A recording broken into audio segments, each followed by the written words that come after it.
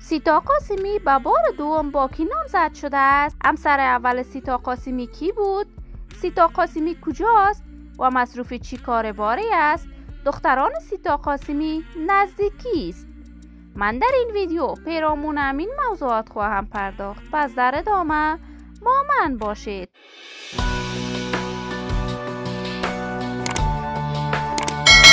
سلام، شما را خوش آمدید میگم به یکی دیگر از ویدیوهای جذاب کانال دنیا اینفو. برای حمایت از من علامت سابسکرایب را فشار دهید تا از ویدیوهای دیگر کانال من هم آگاه شوید.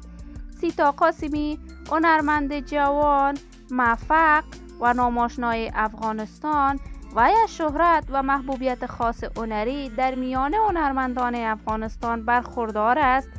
سیتا یگانه هنرمند زن افغانستان است که هیچ زمانی در جنگ و رقابت با دیگر هنرمندان نبوده است.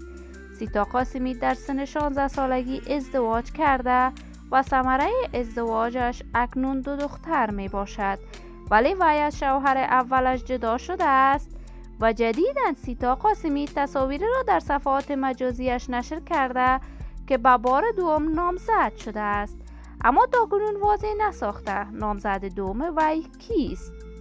سیتا قاسمی رفت آمدهای بیشماری به کشور تاجیکستان داشته است و در آنجا آهنگهای جدید برای علاقمندانش ثبت و نشر کرده است. دختران سیتا قاسمی نزد خودش می باشد.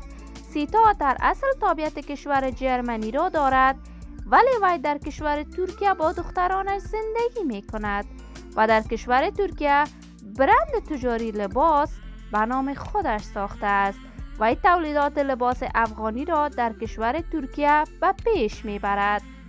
من هم پیوند نامزدی سیتا قاسمی را از صمیم قلب تبریک گفته آرزوی موفقیت، سلامتی و طول عمر برایشان داریم. دوستان نهایت عزیز، شما هم نظریاتتان را در بخش کامنت با من شریک بسازید. این ویدیو را با دوستان و علاقمندان سیتا قاسمی به اشتراک بگذارید. اگر تا هنوز دوست کانال من نشدید، پس برای حمایت از خواهرتان علامت سابسکرایب را فشار دهید. سلامتی شما آرزوی ماست. تا درودی دیگر، شاد و موفق و کامگار باشید.